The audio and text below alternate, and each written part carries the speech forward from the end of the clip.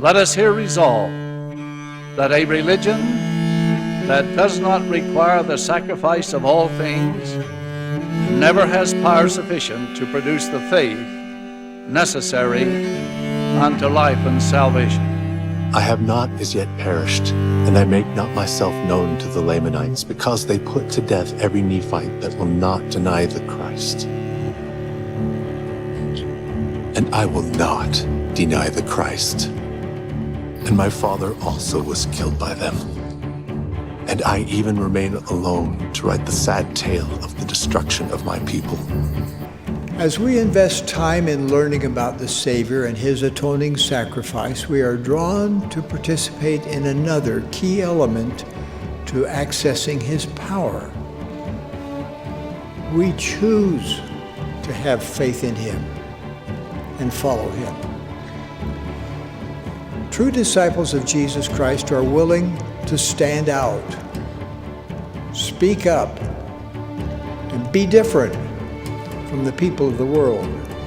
Yes, as I contemplate the faith, devotion, and sacrifices of thousands, even tens of thousands, of faithful saints who have preceded us, I am in complete accord with a statement of the prophet Joseph Smith when he said, "It is vain for persons to fancy to themselves that they are heirs with those who have offered their all in sacrifice, unless they in like manner offer unto him the same sacrifice."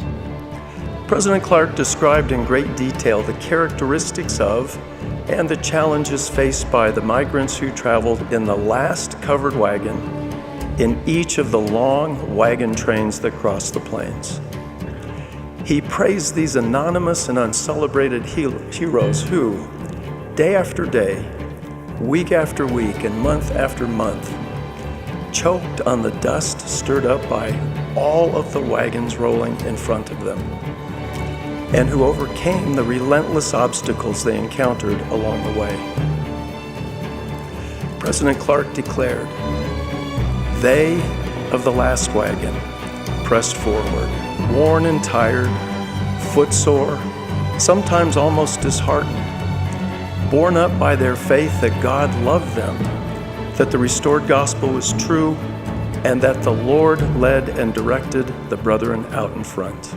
I am grateful for millions of church members who today are coming unto the Savior and pressing forward on the covenant path in the last wagons of our contemporary wagon trains.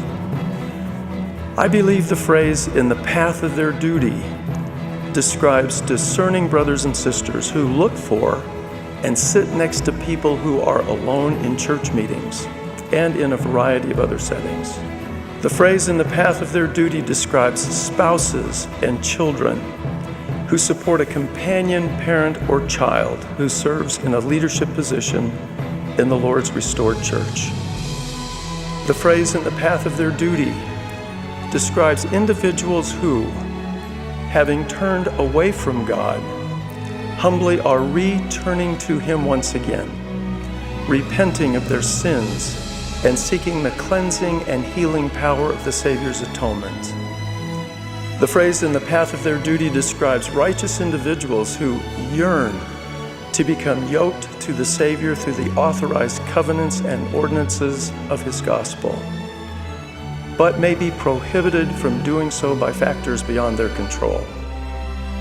The phrase "in the path of their duty" describes the inspired translators and interpreters around the world who serve the Lord by helping friends and members to hear the fullness of the gospel in their own tongue and in their own language.